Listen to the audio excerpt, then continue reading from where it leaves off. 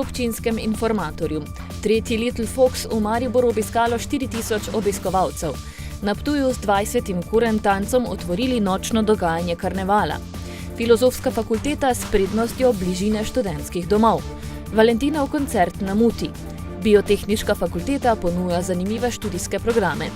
Ali bo ptujska bolnišnica preoblikovana v bolnišnico lokalnega pomena? V občini Destrnik svetniki sprejeli dvoletni proračun. Lepo pozdravljeni, začenjamo na mariborskem Pohorju. Na tekmi malih lisičk Little Fox Race se v 2 dneh zbralo kar 4000 gledalcev.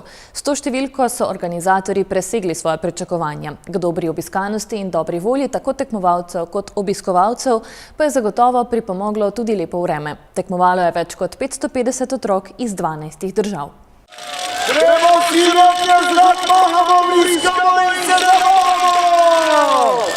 Pohorje je minuli vikend znova postalo smučarsko središče z mednarodno tekmo Little Fox Race.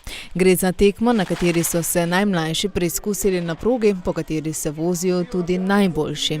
Čeprav je bilo vreme pretoplo za ta letni čas, je proga zdržala. Sonce pa je poskrbelo za ogromno dobre volje.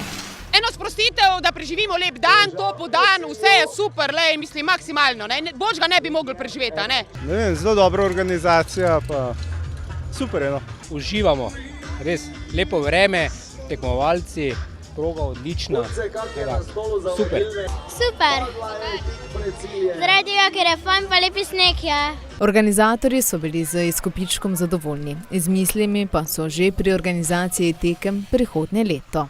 Letos moram reči, da je pod Pohorjem zdaj 2 dni en vrhunski praznik malih lisičk.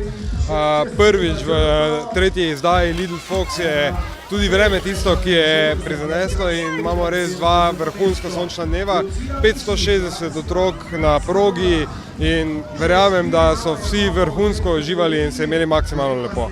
Tudi tekmovalke in tekmovalci so bili zadovoljni z organizacijo. V redu. Kukar ponavadi. A je zate pomembno in zakaj? No, je pomembno, zato ker tako bolj rad smučam, tako malo, za zabavo. Zanimivo mi je voziti domov, pa tako vredo je vzdušje pa to. Meni je vredo, zato ker se lahko primerjamo s tistimi, ko imajo večkrat treninge, ko mi, pa ja, tudi lahko se bolj družimo, ker eni nimajo vedno časa pa to. Pa baš je lijepo uređeno i sve to. Ja sam zadovoljan kako su sve napravili. Pa ovo je već godinama jedna od najbolje organizovanih utrka i nema šta, tu smo svake godine i svaka vam čast na ovome. Po uspešnem vikendu organizatorji že obljubljajo ponovni spektakel prihodnje leto. Klub ptujskih študentov je minuli konec tedna pripravil že 20. izvedbo prireditve Kurentanc, ki je tudi letos osrednji del kurentovanja na Ptuju. Tudi letos so študenti poskrbeli za eno največjih enodnevnih zabav v pustnem času. Prvič letos so maske zaplesale v karnevalski dvorani 59. kurentovanja na Ptuju. Plesali so ob ritmih bajage in instruktorjev, pa tudi slovenski reper Nipke in lokalna zasedba Infected so poskrbeli za dobro vzdušje. V klubu ptujskih študentov so tudi tokrat pripravili tekmovanje za najboljše maske, med drugim za najboljšo skupinsko masko. Letošnja je zasluženo prejela prvo mesto. To smo razvijali več let, ampak finta je v tem, da današnji otroci ne vejo, kaj so kasete, ne? Pa legendarni izvajalci, to je bistvo. Videti je bilo veliko različnih inovativnih idej, pa tudi tiste klasične so se našle. Nipka je zakon. Zato, ker sem iskal dobro družbo, pa dobro glasbo, to poslušati. Vzdušje, muzika ok, baloni so, družba je, Jozo skrozo! Krofe so super. Se moram vprašati mojega, so prijatelji, če so super.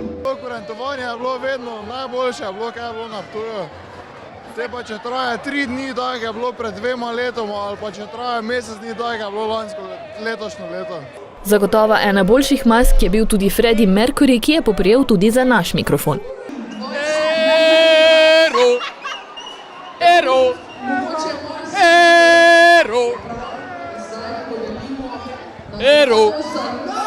Ero!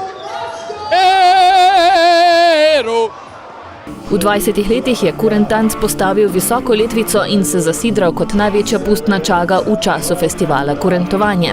To je tak ful tradicionalen dogodek. Jaz grem za vsako leto, pač odkar sem že bila dijak, no, da sem že dolgo študent. Drugače pa se praznuje tako kot na Ptuju, je to značilno, da vsi se maskiramo, pa fajn je. Študenti so poskrbeli tudi za brezplačne krofe in juho, glasbeniki na odru pa za žur do jutranjih ur.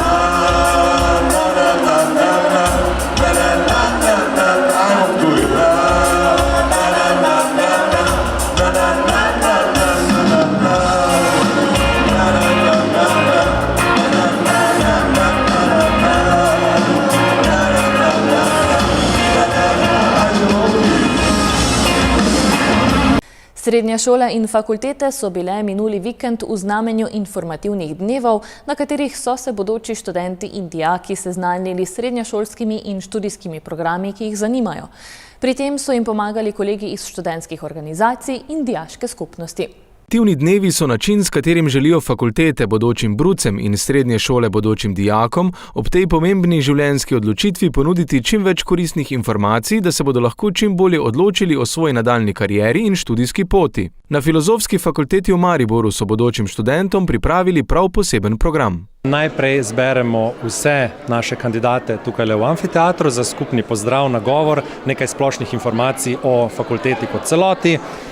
Potem se pa študenti odpravijo na oddelke, pač glede na to, katere študijske smeri jih zanimajo. Posebnost je morda še v tem, da vsako od treh sklopov informativnega dne, torej danes dopoldne, popoldne in jutri dopoldne, bo pri nas po oddelkih potekal v dveh skupinah, torej 10:30 in 11:30, kaj ti omogočamo dvopredmetne študijske vezave, zato je prav, da ima študent v vsakem od teh treh terminov možnost obiskati svoja dva potencialno izbrana oddelka. Na ogledu oddelkov fakultete pa so jih spremljali tutorji študentje.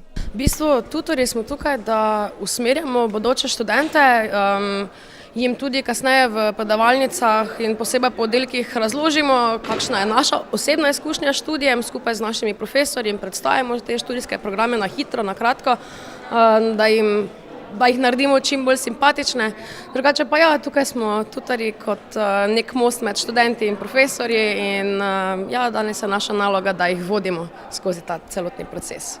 Na Filozofski fakulteti so bodoče študente pričakali tudi predstavniki študentske organizacije Univerze v Mariboru. Tukaj smo v bistvu, da pomagamo študentom oziroma bodočim študentom, ki pridejo danes v Maribor, da jim ponudimo nekaj informacije, ki jim bodo potem koristile, vkolikor se bodo odločili, seveda pa tudi preko svojih letakov in pač ponujamo, zakaj se sploh odločiti za študij v Mariboru, kaj so v bistvu bonitete, ki jih dobijo tukaj in pa kaj jih potem čaka tekom študija, na kak način in tudi mi lahko priskočimo na pomoč. Po besedah Močnikove se študentje na študentsko organizacijo največkrat obrnejo po informacije, kar se tiče štipendiranja, saj se na tem področju zakonodaja nenehno spreminja. Tutorji študentje pa so od bodočih študentov dobili največ vprašanj na temo mature, okoli, ne vem, kakšni so sami pogoji za vpis na študij, kakšni so pogoji za poklicno maturo oziroma za 5. predmet, glede recimo dotično mojega oddelka za germanistiko, če je obvezna nemščina oziroma kak je za tem 5. predmetom, pa ne vem, če je študij težek, kakšni so profesori, pa take splošna vprašanja, no. Sicer pa bodoči študentje na različne načine izbirajo bodočo fakulteto in smer študija. V prvi vrsti je še vedno tu neko zanimanje, pa da pač res bi bolj delalo v življenje nekaj, kar te veseli. Se pravi, da ni toliko odvisno niti od fakultete, mogoče same. Ja, pol pa itak, mogoče sami odnosi, sploh ko izbiraš med recimo fakulteto, ki je v Ljubljani ali pa fakulteto v Mariboru. Pa v bistvu vse tudi obšolske dejavnosti, tule mi je všeč, ker imajo ta psihološki inkubator, pa v bistvu ne vem, tako za psihologijo sem se odločila, pa za Maribor sem se odločila in v bistvu vse ostalo je pa sam, ko skupaj potegna. Najprej so pač osnovne informacije, kako je pa sploh na faksu. Tudi dejansko sem že nekaj ljudi vprašala, ko so bili na tej fakulteti, kako je sploh s fakulteto, če je vzdušje v redu, če so profesori v redu in tako naprej. Pač po mojem, ravno to smo se pogovarjali o pomoči med študente, potem tudi, pač, da so študentski domovi blizu, še posebej pač, če nisi ravno z Maribora.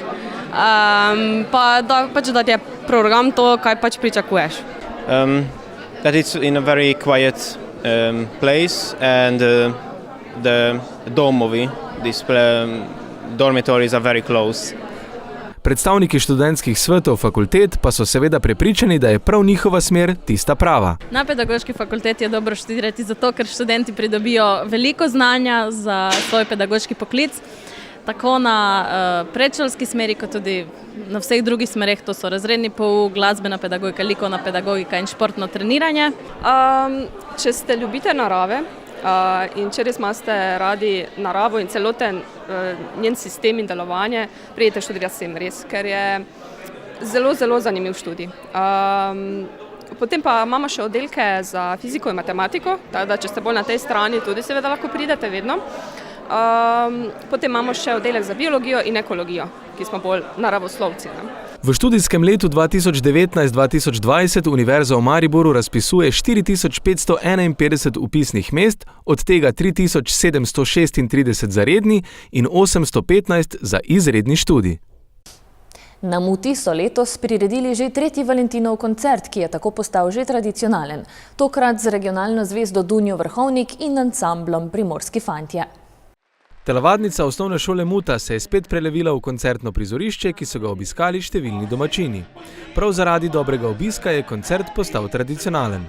Ja, na prvem koncertu smo imeli strašno lep odziv občanov in občani so nas tudi sami prosili, da gremo v tradicionalni Valentinov koncert in turistično društvo se trudi, da bo ohranjalo in da bomo res naredili tisti pravi tradicionalni Valentinov koncert. Koncert je v prvi vrsti namenjen druženju in dobri glasbi, pri čemer organizatorji stremijo k temu, da ponudijo priložnost tudi lokalnim glasbenim izvajalcem, ki so med občani še posebej priljubljeni.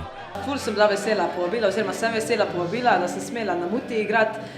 Sploh Otica Paradiž je tako rekoč moja frendica in sem ful vesela, da me je povabila. Valentinovo, na Valentinovo igrati je pač ljubezensko, ful je tak prijet mehek občutek. Valentinov koncert pa vsakič ponudi tudi širše poznano glasbeno ime. Tokrat so nastopili Primorski fantje, ki so se na nastop še posebej pripravili. Delno se je treba za določene priložnosti pripraviti, delno je treba prirediti repertoar in dobro je to, glede na to, da že kar nekaj časa ustvarjamo, ne bom rekel, da imaš pač te možnosti in da izpelješ repertoar premo sorazmeren z priložnostjo. No, nocoj je bilo to Valentinov koncert in upam, da je to ena taka lepa tudi priložnost, da predstaviš vse melodije, ki so vezane na to opevano ljubezen. Paradiževa je dejala, da so Valentinov koncert izbrali prav zaradi ljubezni, ki je po njenih besedah v občini veliko. Res je, se je veliko krasen kraj z velikim razumevanjem, sodelovanje ljudi. Jaz sem mogoče bolj obremenjen za to lokalno politiko. Tam ravno ni vedno tiste iskrene ljubezni, pa bi jo želel. Ampak, pogledajte, vse zadeve imajo tudi svoje probleme, svoje vzroke in sem prepričan, da bomo tudi te odpravili in da bomo seveda tudi z veliko večjim entuziazmom, sodelovanjem z nekaj peščice posameznikov, ko ravno niso tega, bi rekel, čuta in teh prioritet dobro zajadrali v mandat, ki je pred nami. Sicer pa na Valentinovo tudi župan pozabi na politiko. Poglejte, jaz nisem ravno človek, ne vem koliko nekih tovrstnih ritualov tega praznovanja.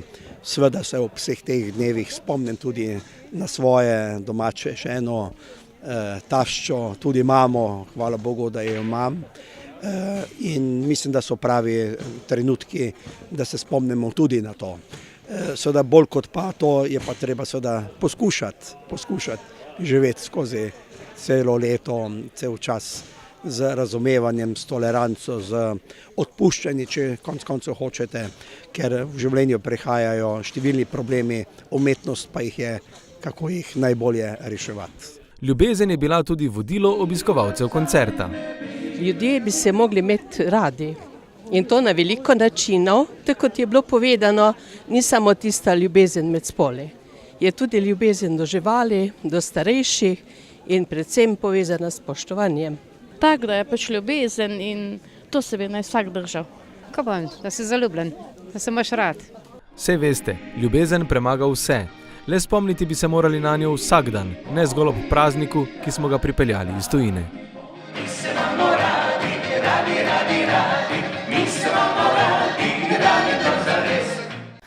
V času informativnih dni smo obiskali tudi Fakulteto za kmetijstvo in biosistemske vede v Mariboru. Poglejmo, kako je bilo.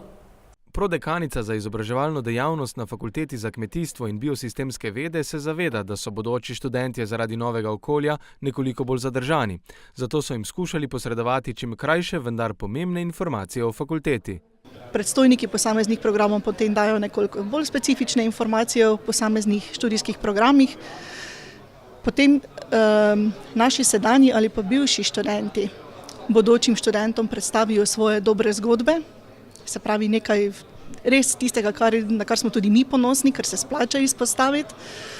Za tistim pa sledi to, da se dijaki ustavijo na infotočkah, ki so namenjene posameznim programom in kakšne bolj specifične informacije zberejo tam. Prav gotovo je v današnjem času, ko se vedno več ljudi zateka k zdravi, ekološko pridelani hrani, študij na Fakulteti za kmetijstvo še toliko bolj zanimiv.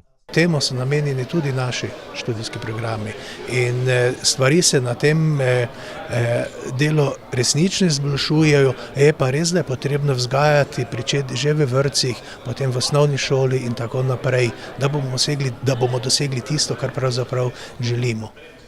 Pa vi prilagajate študijske programe glede na potrebe oziroma spreminjanje okolja? Ste mogoče v zadnjih letih dodali kakšen program, ki bi ga morda želeli izpostaviti? Glejte, vsebine študijskih programov se iz leta v leto prilagajajo. Kot primer bom povedal, 2-3 leta nazaj smo dosedanji univerzitetni študijski program kmetijstva spremenili v program agrikultura in okolje. Dodali veliko vsebin okoljskih, mogoče kot primer povem predmet prilagajanje kmetijstva podnebnim spremembam in podobno. In pravzaprav se v vseh teh predmetih, različnih programih to dogaja. Tudi Fakulteta za kmetijstvo ima svoje tutorje študente, ki pa nimajo veliko dela, saj so profesorji zelo dostopni.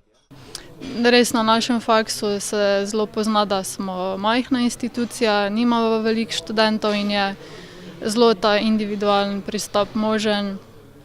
Pa tudi zelo se vidno, če si ti prijazen, dober, so tudi oni dobri do tebe, kakor nasploh v življenju. Za dobro počutje, informiranost in obštudijske dejavnosti na fakulteti skrbi tudi študentski svet Fakultete za kmetijstvo in biosistemske vede, ki je prepričan, da je Fakulteta za kmetijstvo v Mariboru edinstvena. Ena izmed fakultet v univerzi, ki imamo res odlične pogoje, imamo dober poligon, 400 hektarov dejansko posestva, kjer se lahko nabirajo izkušnje. Tako da smo res vključeni tukaj, ampak naša naloga pa je mogoče tudi informiranje programa bolj in pa seveda, da se nam pridružijo, ko bodo študenti. Ja.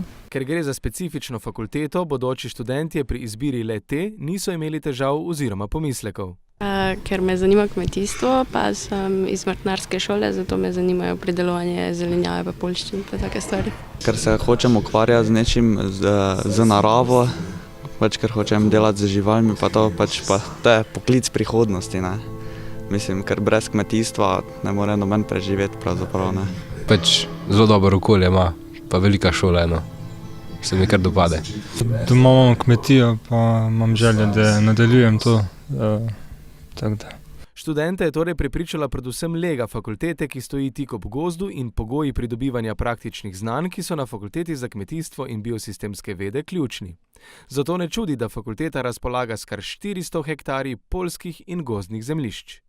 Na kolegiju županov Spodnjega Podravja so se znova dotaknili prihodnosti ptujske bolnišnice, predvsem pa dejstva, da bolnišnici grozi odvzem sedanjega statusa in preoblikovanje v bolnišnico lokalnega pomena.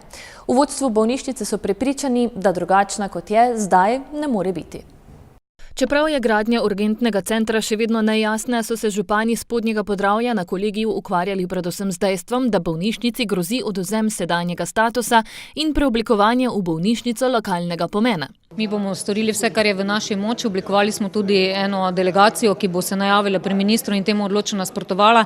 Mi enostavno ne smemo pustiti, da do tega pride, zaradi tega, ker naši ljudje niso drugorazredni državljani, so državljani te države, ki imajo pravico enako dostopati do zdravstvenih storitev, kar bi pa bilo v veliki meri onemogočeno, ne samo oteženo, ampak celo onemogočeno, vkolikor pride do te spremembe. Bolnišnica drugačna kot je ne more biti, so prepričani v vodstvu ptujske bolnišnice. Bolnišnica drugačna, bolnišnica kot taka drugačna ne more biti kot taka kot sedaj. Ne gre samo za ime, če se spremeni že dovolj, da če se spremeni koncept intenzivne terapije, se ta bolnišnica mora potem nujno preoblikovati. Lahko delaš negovalno bolnišnico, se pravi skrbi za umirajoče, za ljudi, ki nimajo kam pod neki dom starejših. Kot bolnišnica taka pa ni možno iti nižje, kot je doslej. To je en taki minimum, se pravi 4 velikih oddelkov, enota intenzivne, operacijska pa nekaj ambulant. Pod to ni možno iti, ni možno racionalizirati bolnišnice, nikjer tudi po svetu bolnišnice kot take niso racionalizirane na nižjo raven. Župani so sprejeli sklep, da ne bodo dovolili, da jim odrečejo še eno od pravic, ki jim naravno pripada. Če bi prišlo do popolne uresničitve strategije, potem niti teh bolnikov, ki smo jih sedaj imeli, teh recimo 6 bolnikov, ki smo jih imeli na aparatih za umetno dihanje, več ne bi sprejemali v našo bolnišnico. Teda že ti ne bi mogli niti pri nas biti, tega težave v narekovajih ne bi bilo, ker mi ne bi iskali te rešitve več za njih, ker pravzaprav mi več ne bi obstajali kot enota intenzivne terapije v taki obliki. Kar pomeni, da ti bolniki bi imeli še pomembno manjše možnosti in za preživetje in za oskrbo, kot jo imajo doslej. Gre za en izjemno drastičen premik v razmišljanju v konceptu slovenskih bolnišnic. Že dalj časa opozarjajo, da Ptuj potrebuje novo bolnišnico, saj da imajo kadre, znanje, bolnike in potrebe, le razumevanja ustanovitelja ni. Ki pač je to paradigmo varčevanja za vsako ceno sprejel in bojo na vseh nivojih, kjer je možno nadaljeval. Medtem pa so tudi na odboru Državnega zbora za zdravstvo obravnavali osnutek strategije razvoja intenzivne nege v državi. Po mnenju poslancev SDS, ki so zahtevali sejo, strategija kaže na namero Ministrstva za zdravje po prekategorizaciji nekaterih bolnišnic iz regionalnih v lokalne. Državna sekretarka na Ministrstvu za zdravje Pia Vračko je informacije zanikala in dejala, da bolnišnicam ne bodo spreminjali statusa. Odbor se je sicer zavezal, da bodo pozvali Ministrstvo za zdravje, naj v letu 2019 zagotovijo sredstva za končanje izgradnje urgentnega centra v ptujski bolnišnici v skladu z že potrjenim investicijskim načrtom. Občinski svet občine Destrnik je na 3. redni seji z nekaj nasprotovanje le sprejel dvoletni proračun, ki je po besedah župana Franca Pukšiča ključen za prihodnje dogovarjanje občine z državo in posamezniki na področju vlaganj. Svetniki so sicer sprejeli dvoletni proračun, vendar ne soglasno, saj so pri proračunu za leto 2019 nekateri svetniki županu očitali, da je namenil občutno premalo sredstev za nakup novega gasilskega avtomobila prostovoljnega gasilskega društva Desenci. Župan pa s prstom kaže na bivše občinsko vodstvo. 12. decembra, 2 dni pred primopredajo, nakazali 40.000 evrov za nakup nekega nepotrebnega zemljišča, ki ga niso kupili takrat, ko je to bilo možno kupiti, za 25.000 evrov, danes so pa nakazali 120, oziroma so kupili to zemljišče za 120.000 evrov in seveda pustili breme 60.000 še temu našemu proračunu. Torej, to je neodgovorno in tudi ti, ki pač niso proračuna podprli, so seveda se obnašali precej neodgovorno. Sicer pa je župan naklonjen nakupu novega gasilskega vozila. Seveda podporo ima, glede na to, da je občina, torej ne samo, da je prazna blagajna, ne, ampak zadolžena za mogoče celo desetletje, ne, bomo ta problem morali nekako rešiti. To je dejstvo, da ga bomo in ga tudi bomo rešili. Ne. V tem trenutku seveda nisem videl prave možnosti, zato pač v tem trenutku to ni rešitev, bomo pa seveda v kratkem imeli tako rebalans, ker imamo še nekaj drugih velikih grehov na hrbtu, ne, ki jih bomo tudi morali rešiti, ne.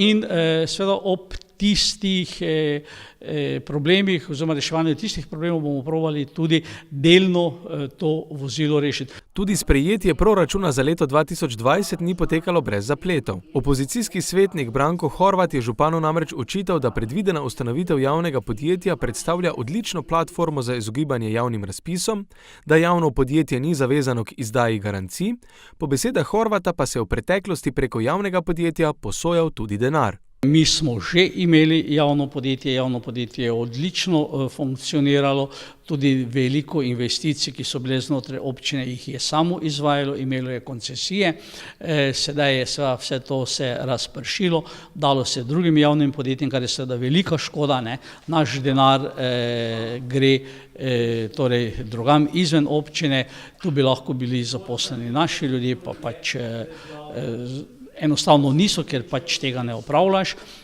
Jaz sem se odločil, da bomo torej svetnikom predstavili z številkami, argumenti, kaj pomeni imeti javno podjetje, kaj pomeni imeti torej delniško oziroma DOO brez javnega dela in kaj pomeni imeti režijski obrat, in takrat, ko bodo imeli to na mizi, bodo lahko svetniki se o tem kompetentno odločili.